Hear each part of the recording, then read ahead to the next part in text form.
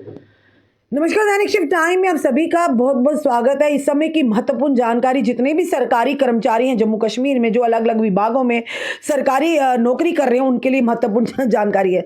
बताना चाहेंगे आपको सॉरी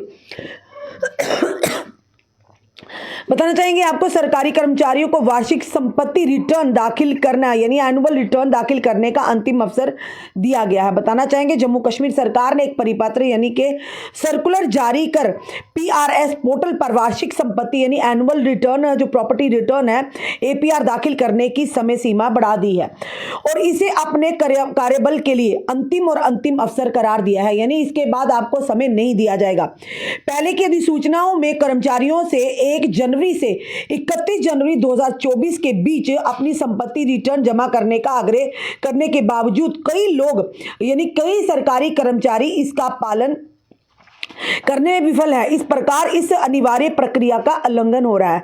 दोषी कर्मचारियों पर Jammu Kashmir public man and public servant declaration of assets act के तहत यानी कि दंडात्मक कार्रवाई का जोखिम है, जिसमें भ्रष्टाचार निवारण अधिनियम के तहत संभावित आपराधिक यानी कि कदाचार के आरोप में शामिल है। इसके अतिरिक्त एपीआर प्रस्तुत करने में विफलता के कारण सतर्कता मंजूरी से इनकार कर दिया जाएगा।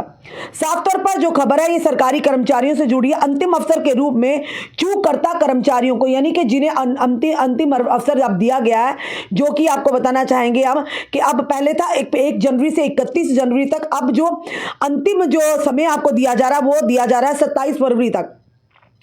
तो उन्होंने साफ तौर पर कहा कि जो भी दोषी कर्मचारियों पर Jammu Kashmir public man and public servant declaration of act के तहत आपको कार्रवाई की जाएगी। अंतिम अवसर के रूप में चूककर्ता कर्मचारियों को अब पीआरएस पोर्टल के माध्यम से अपनी संपत्ति रिटर्न ऑनलाइन जमा कराने के लिए 13 फरवरी से 27 फरवरी 2024 यानी कि 2024 तक का समय दिया गया। इसमें वह लोग शामिल हैं जिन्हें पोर्टल पर पंजीकरण कराया लेकिन सबमिशन प्रक्रिया पूरी नहीं हुई, यानी जिन्होंने अपना पोर्टल पर रजिस्ट्रेशन तो कराया पर सबमिशन जो है वो प्रक्रिया को पूरे प्रोसेस को पूरा नहीं किया। विशेष रूप से ओटीपी के संबंधित तकनीकी समस्याओं का सामना करने वाले कर्मचारियों को सलाह दी जाती है कि वे अपने संपर्क विवरण अपडेट करें और support@jk.gov.in पर सहायता के लिए संपर्क करें। नियंत्रित अधिकारियों और आहरण एवं संवितरण अधिकारियों को निर्देश दिया जाता है कि वे अपने प्रतिष्ठानों के भीतर अनुपालन सुनिश्चित करें। साथ ही प्रशासनिक विभागों को इस मामले में प्रगति की निगरानी करने का काम सौंपे। यानी कि साफ तौर पर ये आदेश जो दिए गए हैं और आदेश में साफ तौर पर कहा है कि जितने भी कंट्रोलिंग ऑफिसर यानी officer and drawing and dispersing officer हैं उन्हें इंस्ट्रक्टेड दिया जाता है कि वो जल्द से जल्द इस प्रक्रिया को फॉलो करें और साथ ही साथ उन्होंने कहा कि इस मामले को यानी इस मामले की निगरानी करें। ये साफ तौर पर सरकारी कर्मचारियों के लिए एक बार फिर से यानी कि इन्हें जो कि समय दिया गया पहले 1 जनवरी से 31 जनवरी तक था, अब जो सर्वे यानी समय दिया गया है इस समय की अवधि को बढ़ाया गया 13 फरवरी से 27 फरवरी तक। जितने भी सरकारी कर्मचारी हैं वो अपनी अपनी प्रॉपर्टी की जो डिटेल्स है वो एक पोर्टल है जिसके माध्यम से आप उसे सबमिट करवाएं, उसे ऑनलाइन करें। और कई उन्होंने ये भी कहा है कि जो भी कर्मचारी इस बार फिर से चूक करेगा उन पर यानी कि जो सर्विस एक्ट के तहत उन पर कार्रवाई होगी।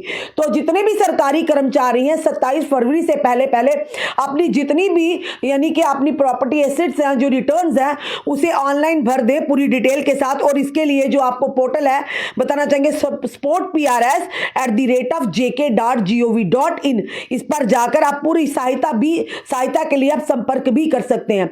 तो फिलहाल ये जरूर कहेंगे कि सरकारी कर्मचारी के लिए आखिरी मौका है अपनी जो एनुअल जो प्रॉपर्टी रिटर्न है उन्हें भरने का। तो किसी कानूनी पचड़े में ना पड़े तो जल्द से जल्द 27 फरवरी तक यानी अपनी जितनी भी एनुअल रिटर्न है वो जल्द से जल्द भरें। और कहीं ना कहीं ये जरूर कहेंगे अब प्रशासन और सरकार इसे आड़े हाथों ले रहा है, बड़ी सख्ती से इसे अनुपालन करने के लिए कहा गया। जितने भी ड्राइंग एंड डिस्बर्सिंग ऑफिसर है उनको भी कहा गया कि इसे सख्ती से इस पर निगरानी रखी जाए और इसका पालन करवाया जाए। जितने भी controlling officer drawing bank and disbursing officer है, उन्हें पूरी तरह से ये हिदायतें दी गई हैं।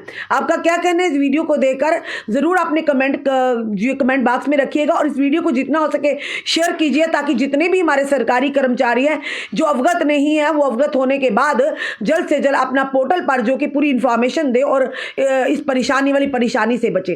तो जुड़े रहिए ऐसे हमारे साथ अगले अपडेट के लिए। जय हिंद, जय भारत।